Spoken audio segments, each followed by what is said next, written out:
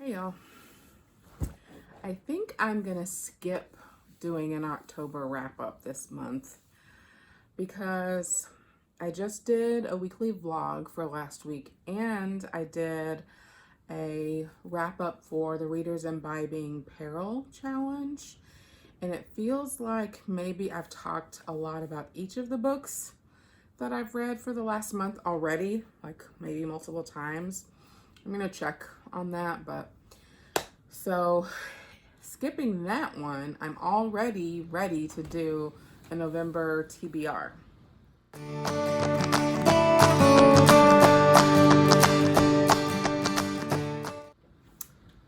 As you know, I do not do TBRs because it pretty much guarantees that I won't read the book if I'm too gung-ho about it. Also, it would be easy for me to overdo it. I tend to read about 8 to 10 books a month. So, and I'm really a mood reader. So I try and just kind of be aware of some books that I might be interested in reading and kind of keep those on hand. But I'm really susceptible to seeing a booktuber or a bookstagrammer or walking by a shelf with a book on it and deciding that that's the book that I want to read next. So for November, I do have 2 books that I want to make sure to read. So Thistle and Verse and I are going to have a live chat about The Weight of the Stars on her on her booktube channel on the 10th at 7 our time, so Eastern Standard Time. Thistle and Verse and I have never spoken in person before, but I posted on Twitter that I wanted to do a buddy read with someone in a live chat. And I know that she has done quite a few of them, but she responded and was like, hey, I'd be willing to do this with you. And I'm like, awesome. And then I'm like, I don't really know how to do it. And she's like, that's okay. I know how to do it. And I'm like, that's amazing. See you on the 10th. Just send me the link. So on her channel, on the 10th, we're going to talk about this. So I've got to read this over the next week and a half. And it sounds really interesting. I'd already bought it, so it worked out because it was on both of our to-read list. And then a new book club that Erin over at the Boozy Bibliophile, I hope I'm not messing that up, but she's a bookstagrammer that I really like her feed and her content. She just started a new book club called Boozy Sugar Daddy Book Club, I think.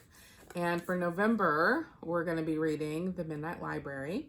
So that worked out. I'm much more likely to jump in on a book club discussion of a book that's already on my list or that I've already purchased to read. So I had intended to read this one in October and didn't get to it. So I believe the discussion for her book club isn't until the end of the month. So that works out great. And then there are going to be a couple of open discussions, I think, that she's going to make a group for through social media to discuss, but I probably won't participate in those until after I've read the book, the whole thing, because I don't like to know too much about a story, and it's really easy when people are discussing to forget whether, you know, something came early or late or whatever. So this one and The Weight of the Stars, I know I have to read those for November because I've got buddy reads or discussions to do. My Read Harder challenge for the month, I believe I've already read the 2 categories for this month. I can't even remember what they are, but I will put them here so that you can see them. But pretty sure I'm good for November for that one. For my Read Women book club this month, when we get together at the end of the month, it's going to be just to talk about whatever we're already reading and to choose the book for December to end the year. So I should be good with that. I just have to read anything. So that's great. And I also was really inspired or interested in this idea of a TBR game. And I've seen a lot of them on BookTube. And again, I'm a little bit hesitant to get too far into a TBR obligation. So one of the booktubers that I follow, It's Jessie over at, I can't remember the name of her channel, but she has a TBR game that's based on cards too. So one of the things that she does is that she rolls a dice at the beginning of the month, and then the dice is it's like a Dungeons and Dragon dice, so it's got big numbers on there too. And whatever number she rolls is the number of cards that she pulls. That's a lot. I can't. And another couple of games that I saw are things like a spinning game, which is really cool, and another couple of things. I'm sure that you've seen some of these TBR games before. So I had cards made. These aren't the right ones. These are just regular old cards, so not gonna help me. I had cards made that have prompts on them. So I wish that I could tag all of the different booktubers that I got some of the ideas from these prompts from, but I basically just watched a bunch of TBR game videos and came up with a list of prompts that were in 4 different categories, one category for each suit of a card deck. And I can't remember what the categories are that I came up with, but I have the list written down somewhere. But like one of the suits wasn't about reading a book, it's about engaging with book social media more. So that might have been like Clover or something. And then I think Hearts was something like something positive. And then so I can tell you a couple. Both of the jokers are read any book you've already read. This is what they look like on the back. That great graphic that I had made. It printed a little bit dark. So if I get these made again, I'll probably lighten up the graphic a little bit. But I noticed that with the cups that I had made also. Yes, I make my own swag. I have a problem. Be like me. So both of the jokers are read any book you already own. So like if I look at the 3 of Hearts, read a middle grade or young adult book.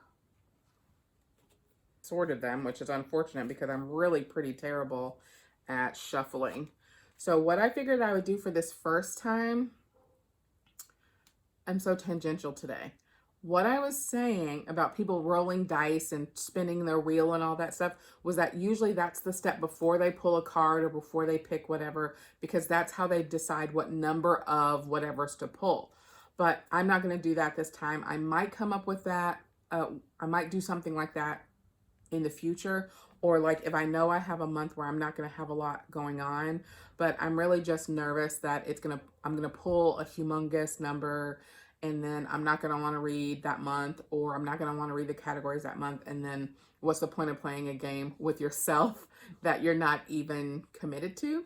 So I figured for this month, for November, my very first time with this deck of cards, what I would do is that I would just pull 4 cards, which is 1 for each week of the month of November. Hopefully this still looks the same. I just hit pause and went to go see how many weeks are in November. So I'm going to pull 5 cards because that's the total number of Mondays in November.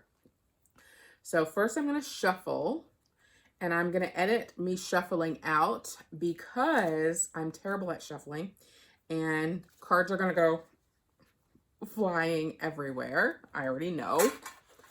Put it over here on the table. So as soon as you see me again, I will have shuffled these. Magic. So if I had a good way to pick cards, then I would, but I'm basically just going to spread them out down here so I can't see. And I'm going to pick 5. I'm going to pick them and set them to the side, and then we'll see what I got. 2, 3, 4, 5. All right, so it's 5 cards. So their categories. The cat's trying really hard to get out of this room. Okay. The Jack of Spades, read one book of your least favorite trope. So my least favorite trope right now is insta love. Three of Hearts, read a middle grade or young adult book. Queen of Diamonds, Twitter poll, pick my next read. Which means I got to come up with some books for Twitter to poll about. So that makes me think that the Diamonds category was probably the one where I'm basically tasking myself to interact more with the book community. So I had a suit that was focused on that. 10 of Hearts, historical fiction, which love it, great, wonderful. Oh no! 10 of, what is that, spade? 10 of Spades, a book over 500 pages, which I really didn't want to get it. Ugh. Okay, so least favorite trope and 500 pages were not books that I wanted, or were not cards that I really wanted to ever pick, but you can't have a game that is only things you love, or can you? You probably can. Maybe I'll burn these, who knows? And then the middle grade, love, and I already have a couple books that will fit that. Maybe I will choose for that one. I have Front Desk that's on my list to read, but then I also have this one that has been on my TBR for a while. So I might go ahead and select that one for that book.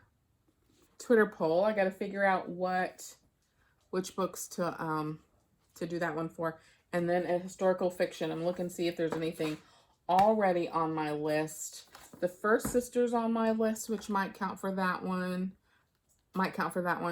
And the other one that's already on my list that might count for that one is The Readers of Broken Will Recommend. I think that would count as a historical fiction. Too bad it's not quite 400 pages because it could count for a couple things. So sometime over the next week, maybe I'll come back and let you know which I picked for this. Okay, so I have a couple of picks that I've already picked. I'm going to need some help though. So the insta-love trope, I need someone to give me some ideas about this because I don't really know until I read it if it counts. So I'm looking for insta-love recommendations. Hopefully it's a good book despite the fact that insta-love happens, because I hate insta-love. So hook me up, people. I need that one. I'm also going to look around on my shelves and find something that's over 500 pages. I was hoping that Legendborn would count, but it is actually 487 pages in the version that I have. So it doesn't quite count. So I'm going to look around and see if I can find one that I already own or has already been taken out of the... I wonder if a knife... this one is a super door stopper. Let me see. Oh! The Knife of Never Letting Go. This one has been on my TBR and checked out from the library for about 1 million years. So this one should be probably third this month because I really need to read The Weight of the Stars for the discussion on the 10th. And I'm going to read the book I'm reading right now first. So that one, then this one for the 500 page one. Don't save your biggest books till the end of the month, people. So 500's that one. For my Twitter poll, it's going to be between these two books. I bought them at the same time. I've been hoping to read them the same, and I haven't read either one. So which one am I going to read in November? It's up to Twitter. I'll post that today, probably.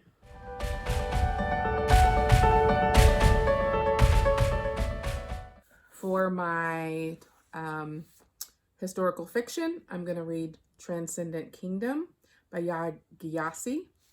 And I've had this book probably about the same time I got the other ones, with a massive haul that I did in August, I think. And then my middle grade or YA is going to be Lion and Liars by Kate Beasley. All right. So don't forget, I need comments for my least favorite trope book, which is Insta Love. And then head on over to Twitter to check out the poll for pick my next read. I'll probably keep it up for a week since I'm not going to get to the book before then anyway. All right. That is what's going to happen. Those are my 5, 6, 7 books. That's exactly what I said I didn't want to happen. The 7 books that I have to read for November. Catch you on the next one.